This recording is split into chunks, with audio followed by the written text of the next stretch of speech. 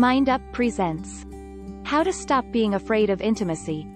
Have you ever been dating someone where as soon as intimacy escalates you begin to feel uncomfortable, as if they're getting too close or asking for too much too soon? Although they're great now, you can't help but imagine how the relationship could go horribly wrong. You think maybe this means they're not the right person for you, because if they were, you wouldn't feel this uneasy about letting them in.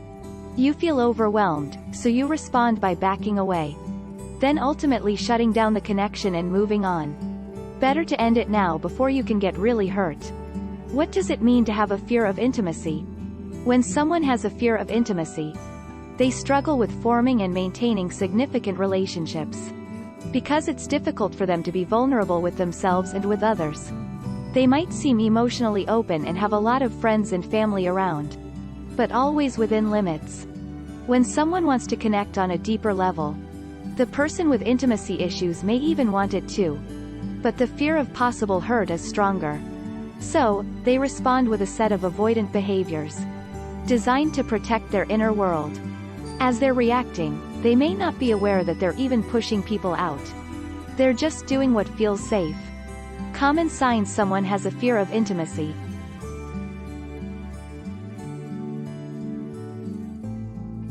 Number 1. You don't share the big stuff. You may withhold information about your feelings, thoughts, and opinions.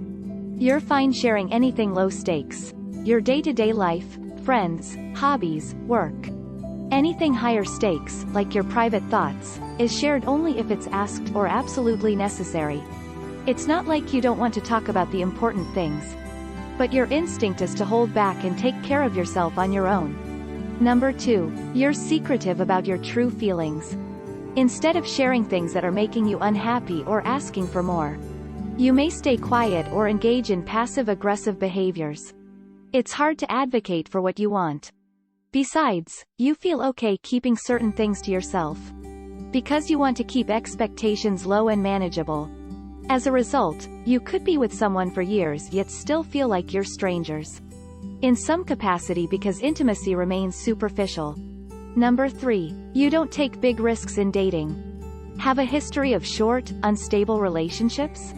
There might be a reason for that. Someone with a fear of intimacy has a hard time sharing certain parts of themselves. They may even choose to only engage in casual, fling-like encounters in order to avoid the vulnerability that comes with a deeper connection. Even when you are able to invest in a long-term relationship, you may still keep them at arm's length. For example, you avoid making future commitments, like labeling the relationship, moving in together, or getting married. Number 4. When the connection grows, you go. You went away for a weekend trip and had an amazing time, but back in the comfort of your own home, you feel a vulnerability hangover. The discomfort could become so overwhelming that you begin pushing off their requests to hang out again, opting to isolate to feel better.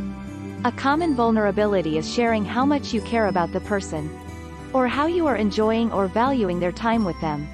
For someone with a fear of intimacy, though, feelings of excitement, joy, and hope are synonymous with being hurt. To love is to feel loss. Number 5. You withdraw when they want more. You want a relationship, and you might actively put yourself out there to make it happen. But when your partner shares more, you may feel awkward, frustrated, or annoyed by their intense emotions. The impulse is to reject, which blocks trust in the relationship, subconsciously confirming your fears that it's unsafe to share. Number 6. The grass is always greener on the other side. Even when you are able to get into a relationship, you may find yourself fantasizing about your ideal partner, daydreams of the perfect connection, where you'll be able to have your needs met, without feeling overwhelmed, uncomfortable, or afraid. When things get rocky in your current relationship, you may drift off to these other possibilities, instead of working on what you have. Number 7. You're perfectionistic in your personal life. There's a tendency to hyperfocus on imagined demands and perceived criticisms in the relationship.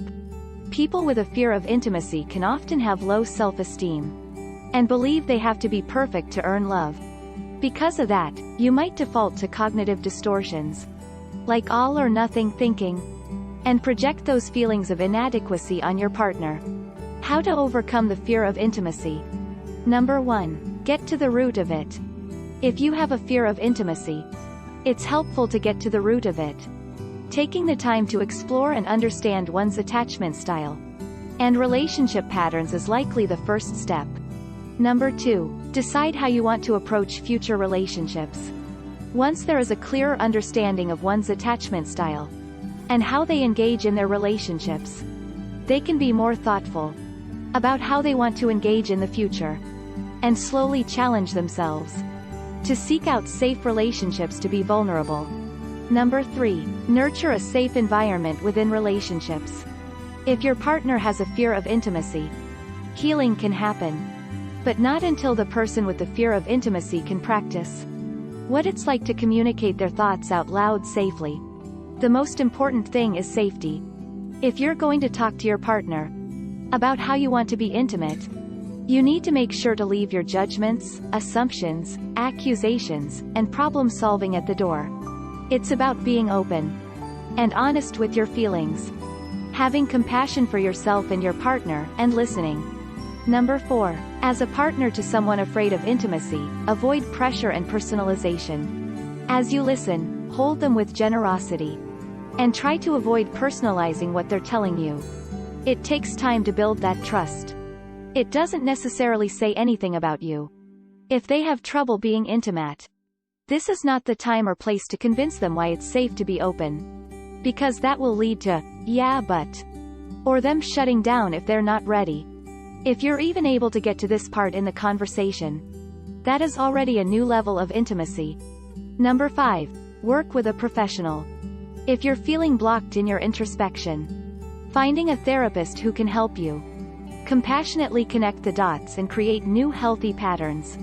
Patience is important as you embrace vulnerability. So take your time understanding what safety and intimacy mean to you. It'll be a heart-opening journey to let people in and feel happiness instead of fear. To take the risk, because the connection is worth it. As a reminder, it takes time for people to be intimate with others, because it does require a level of trust. It's not healthy or safe to share every vulnerable thing when there is no evidence of safety. If you enjoyed this video, give it thumbs up, and share it with your friends, so we can keep making them. For more video like this, hit the subscribe button, and remember to click on the notification bell. Also, be sure to check out our other videos as well. Thanks for watching.